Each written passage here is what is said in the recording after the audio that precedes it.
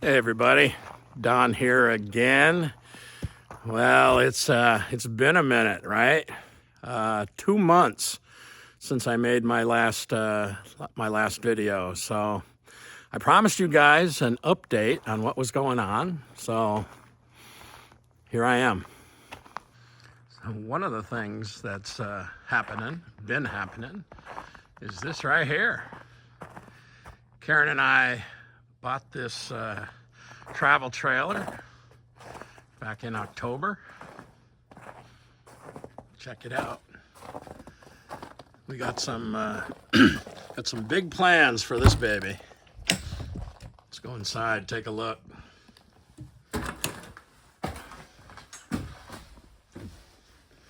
Get some light.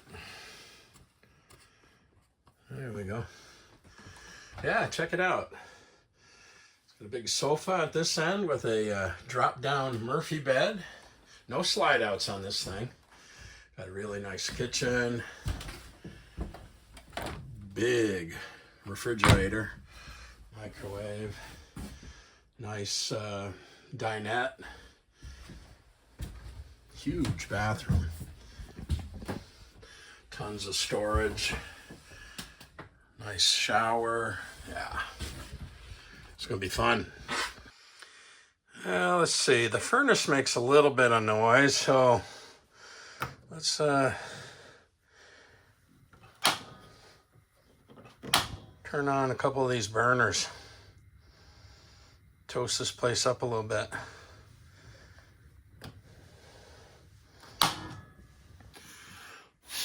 Whew. Chilly in here. Guess I don't need those. Whew. The temperature's coming up a few degrees in here. Yeah, so what's been happening since the end of October? Well, obviously, this thing is totally new. We've been thinking about getting a camper for a few years, and we finally pulled the trigger at the end of October for this. We've got some great plans for this. We're headed out to Montana probably the end of the summer for a month. I'm going to make a cross-country trip and visit our family out there. So that's going to be a blast, and I can't wait to get on the road. But secondly, and really first, most importantly, we were down in Arizona for our son Jesse's wedding. Just an amazing time. Beautiful ceremony, beautiful location. I'll put you a picture right here. Yeah, it was an awesome time, and we are just tickled to death to have Christine now becoming an official member of the family. We had all of my family was down there. Karen's family was down there. Christine's large family was down there, and it was just an awesome time all the way around. Couldn't be more happy.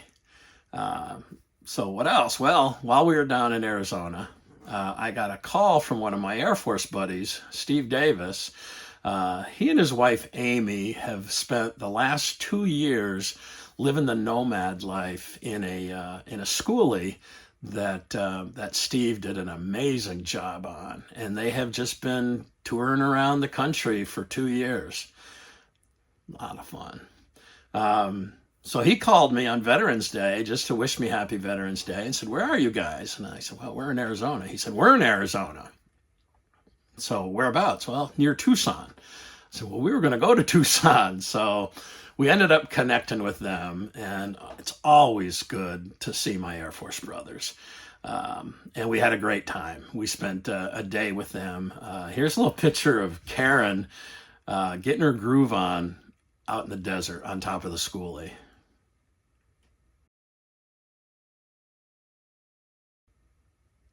Yeah, good time. So, as you guys know, from my last video, and maybe the one before that, this fall I tore my rotator cuff, and I was going to need to get surgery on that. So just prior to going to Arizona, I'd had the MRI, and shortly after we got back, I met with the surgeon, and the prognosis is not great. Um, she's looking at the MRI. She says, okay, tell me about your injury. And I said, okay, well, it was about the beginning of September. I had a tree come down across my food plot, and I was out there with a chainsaw cutting it up. I was throwing the logs off into the woods. Something happened, and I knew I had messed up my shoulder. I gave it about a week. It was absolutely no improvement. Ended up seeing you guys. And at that time was also told, yeah, you've got a torn rotator cuff, but you also have a long head bicep tendon detached. And she said, okay, so tell me about the previous injury. And I said, well, that would have been when I detached the long head bicep tendon. I said I was up on a mountain hunting, and I was snowy, icy conditions. I was cresting a ridge. I started to slip. I reached up with my left hand and I grabbed a sapling, and then I fell. And all my weight went on this arm, and my bicep popped, tied up into a knot up here in the front. And I got home.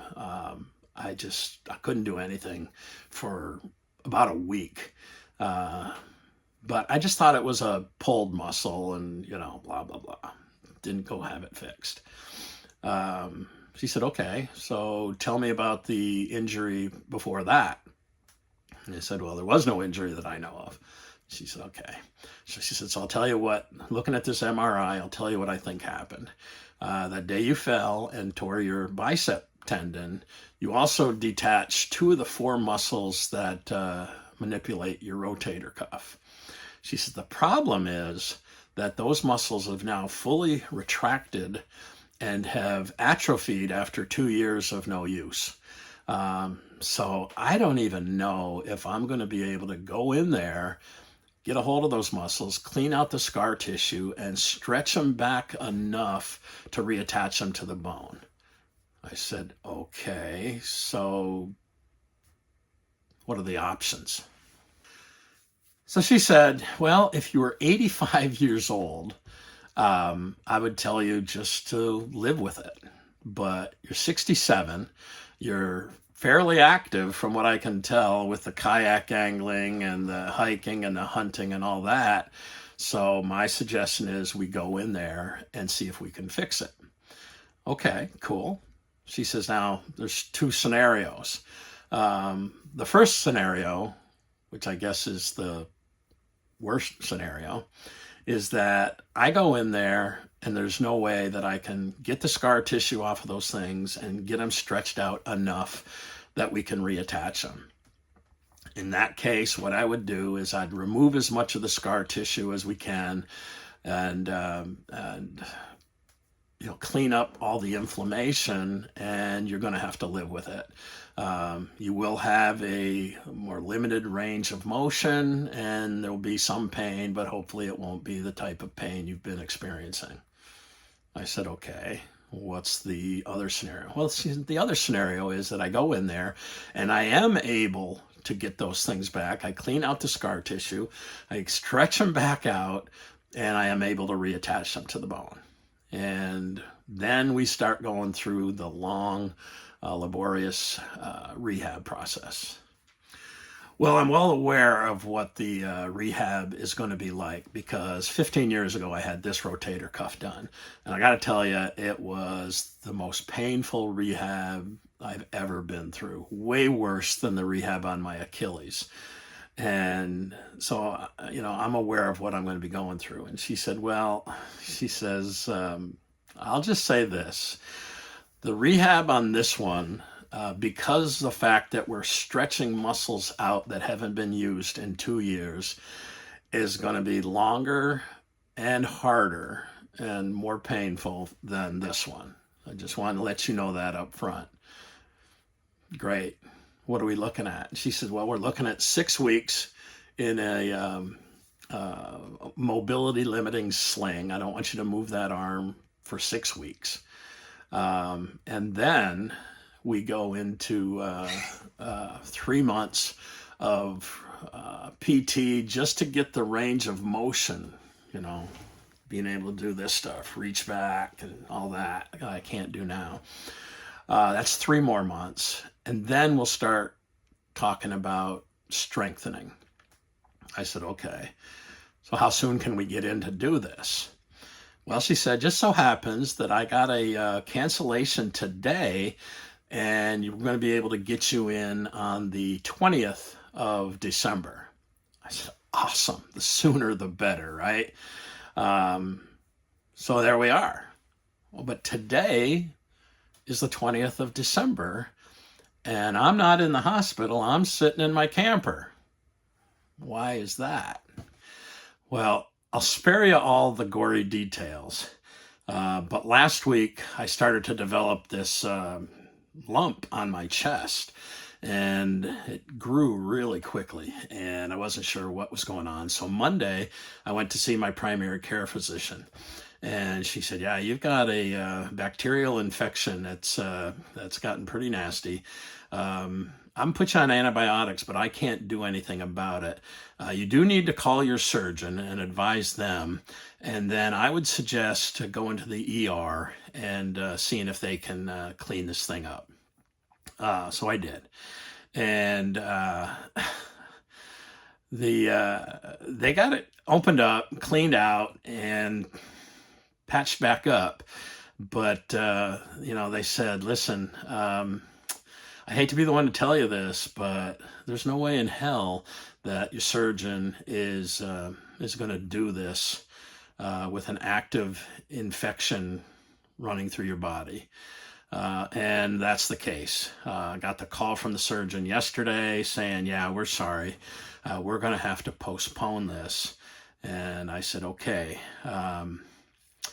how soon can we get back in?